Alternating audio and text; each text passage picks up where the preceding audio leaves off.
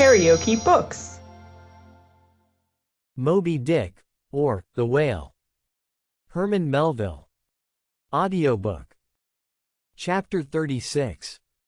The Quarter Deck. Enter Ahab. Then, all. It was not a great while after the affair of the pipe, that one morning shortly after breakfast, Ahab, as was his wont, ascended the cabin gangway to the deck. There most sea captains usually walk at that hour, as country gentlemen, after the same meal, take a few turns in the garden. Soon his steady, ivory stride was heard, as to and fro he paced his old rounds, upon planks so familiar to his tread, that they were all over-dented, like geological stones, with the peculiar mark of his walk.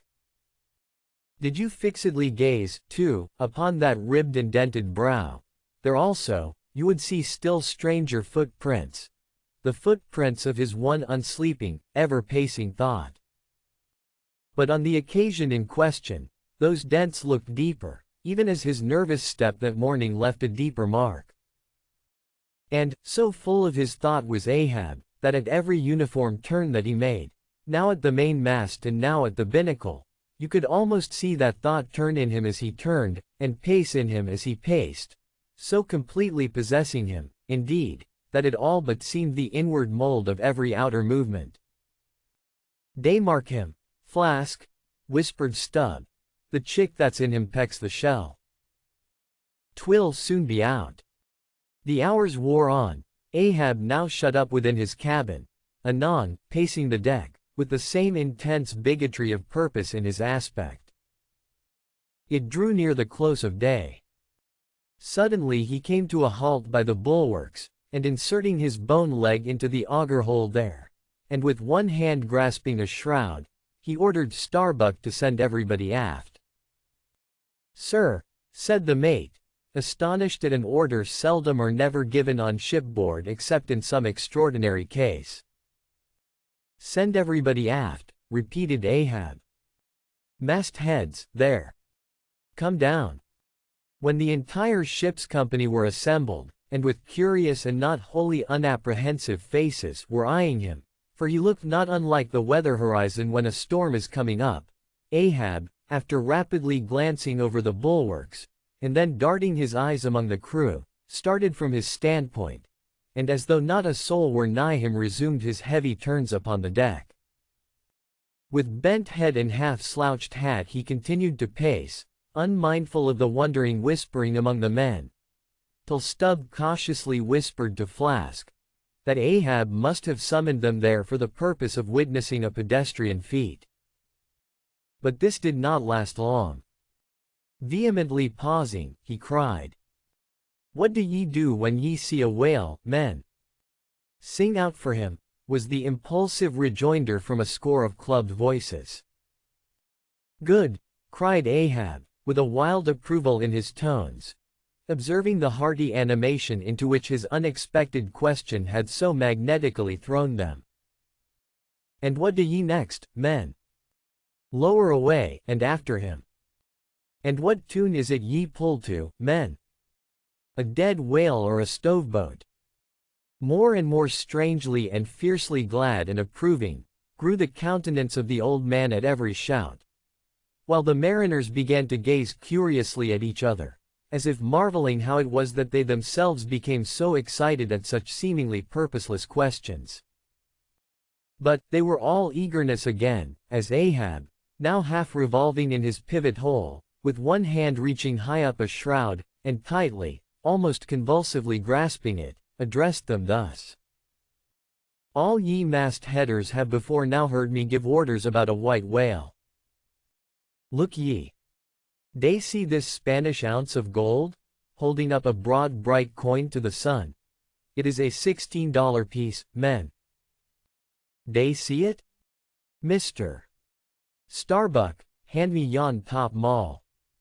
While the mate was getting the hammer, Ahab, without speaking, was slowly rubbing the gold piece against the skirts of his jacket, as if to heighten its luster, and without using any words was meanwhile lowly humming to himself, producing a sound so strangely muffled and inarticulate that it seemed the mechanical humming of the wheels of his vitality in him. Receiving the top maul from Starbuck, he advanced towards the main mast with the hammer uplifted in one hand, exhibiting the gold with the other, and with a high raised voice exclaiming, "Whosoever of ye raises me a white-headed whale with a wrinkled brow and a crooked jaw, whosoever of ye raises me that white-headed whale, with 3 holes punctured in his starboard fluke, look ye, whosoever of ye raises me that same white whale, he shall have this gold ounce, my boys." "Huzza! Huzza!" cried the seamen, as with swinging tarpaulins they hailed the act of nailing the gold to the mast. "It's a white whale, I say," resumed Ahab, as he threw down the top maul. "A white whale. Skin your eyes for him, men, look sharp for white water, if ye see but a bubble, sing out." All this while Tashtego, Dagu, and Queequeg had looked on with even more intense interest and surprise than the rest, and at the mention of the wrinkled brow and crooked jaw they had started as if each was separately touched by some specific recollection. "Captain Ahab," said Tashtego, "that white whale must be the same that some call Moby-Dick." "Moby-Dick?" shouted Ahab. "Do ye know the white whale then, Tash?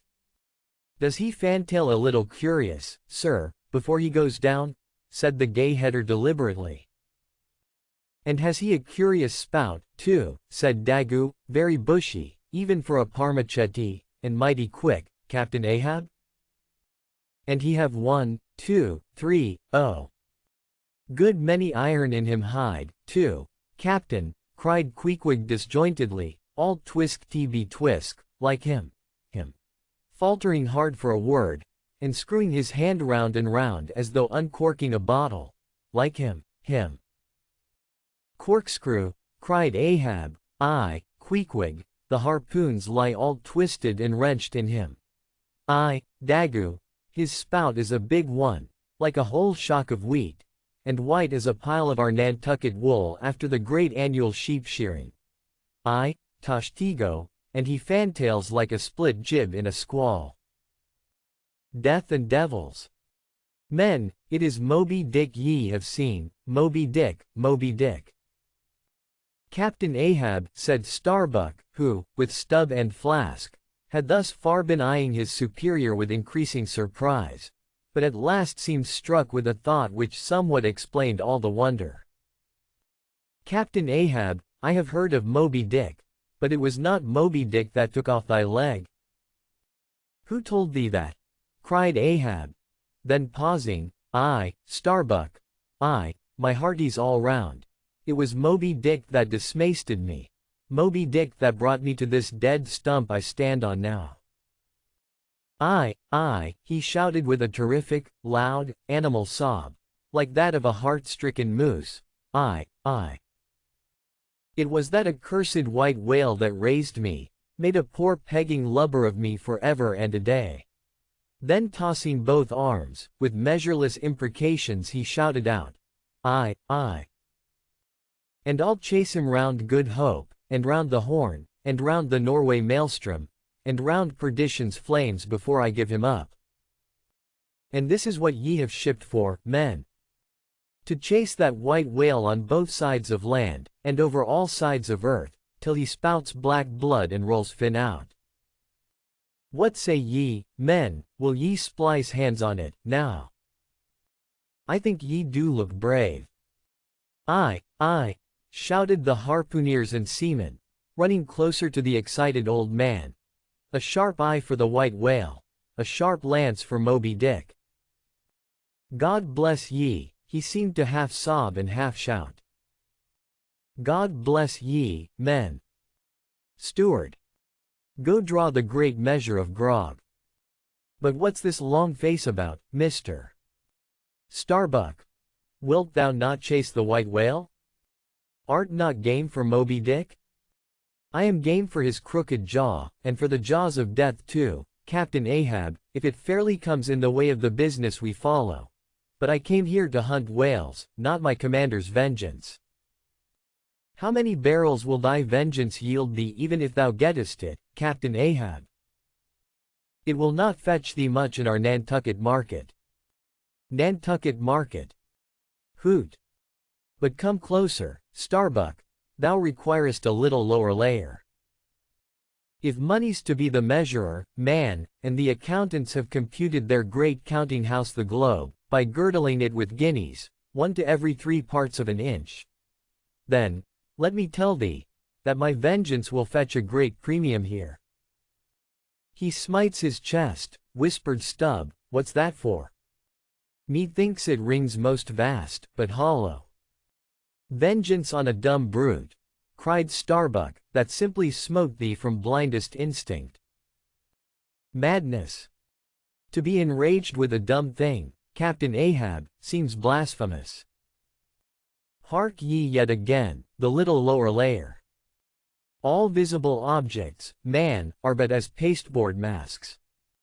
But in each event, in the living act, the undoubted deed, there, some unknown but still reasoning thing puts forth the moldings of its features from behind the unreasoning mask. If man will strike, strike through the mask. How can the prisoner reach outside except by thrusting through the wall?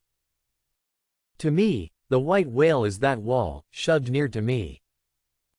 Sometimes I think there's naught beyond. But 'tis enough. He tasks me, he heaps me. I see in him outrageous strength, with an inscrutable malice sinewing it. That inscrutable thing is chiefly what I hate, and be the white whale agent, or be the white whale principal, I will wreak that hate upon him. Talk not to me of blasphemy, man. I'd strike the sun if it insulted me. For could the sun do that, then could I do the other, since there is ever a sort of fair play herein, jealousy presiding over all creations. But not my master, man, is even that fair play. Who's over me? Truth hath no confines. Take off thine eye. More intolerable than fiends' glarings is a doltish stare. So, thou reddenest and palest, my heat has melted thee to anger glow. But look ye, Starbuck, what is said in heat, that thing unsays itself. There are men from whom warm words are small indignity. I meant not to incense thee. Let it go. Look. See yonder Turkish cheeks of spotted tan, living, breathing pictures painted by the sun. The pagan leopards, the unrecking and unworshipping things, that live, and seek, and give no reasons for the torrid life they feel. The crew, man, the crew. Are they not one and all with Ahab, in this matter of the whale? See Stubb. He laughs. See yonder Chilean. He snorts to think of it. Stand up amid the general hurricane, thy one-toast sapling cannot, Starbuck. And what is it? Reckon it. 'Tis but to help strike a fin, no wondrous feat for Starbuck. What is it more? From this one poor hunt, then, the best lance out of all Nantucket, surely he will not hang back, when every foremost hand has clutched a whetstone. Ah! Constraining seize thee, I see. The billow lifts thee. Speak, but speak, I. Thy silence, then, that voices thee. Aside, something shot from my dilated nostrils, he has inhaled it in his lungs. Starbuck now is mine, cannot oppose me now, without rebellion. God keep me, keep us all, murmured Starbuck, lowly. But in his joy at the enchanted, tacit acquiescence of the mate, Ahab did not hear his foreboding invocation, nor yet the low laugh from the hold, nor yet the presaging vibrations of the winds in the cordage, nor yet the hollow flap of the sails against the masts, as for a moment their hearts sank in. For again Starbuck's downcast eyes lighted up with the stubbornness of life, the subterranean laugh died away, the winds blew on, the sails filled out, the ship heaved and rolled as before. Ah, ye admonitions and warnings! Why stay ye not when ye come? But rather are ye predictions than warnings, ye shadows. Yet not so much predictions from without, as verifications of the foregoing things within. For with little external to constrain us, the innermost necessities in our being, these still drive us on. The measure! The measure, cried Ahab. Receiving the brimming pewter, and turning to the harpooneers, he ordered them to produce their weapons. Then ranging them before him near the capstan, with their harpoons in their hands, while his 3 mates stood at his side with their lances, and the rest of the ship's company formed a circle round the group, he stood for an instant searchingly eyeing every man of his crew. But those wild eyes met his, as the bloodshot eyes of the prairie wolves meet the eye of their leader, ere he rushes on at their head in the trail of the bison, but, alas! only to fall into the hidden snare of the Indian. Drink and pass, he cried, handing the heavy charged flagon to the nearest seaman. The crew alone now drink. Round with it, round. Short draughts, long swallows, men, 'tis hot as Satan's hoof. So, it goes round excellently. It spiralizes in ye, forks out at the serpent snapping eye. Well done, almost drained. That way it went, this way it comes. Hand it me, here's a hollow. Men, ye seen the years, so brimming life is gulped and gone. Steward, refill. Attend now, my braves.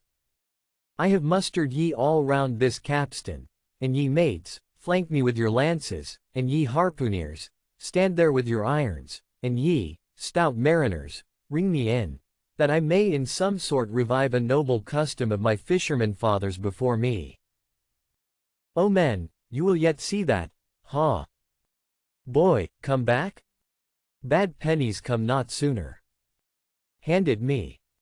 Why, now, this pewter had run brimming again, wert not thou street.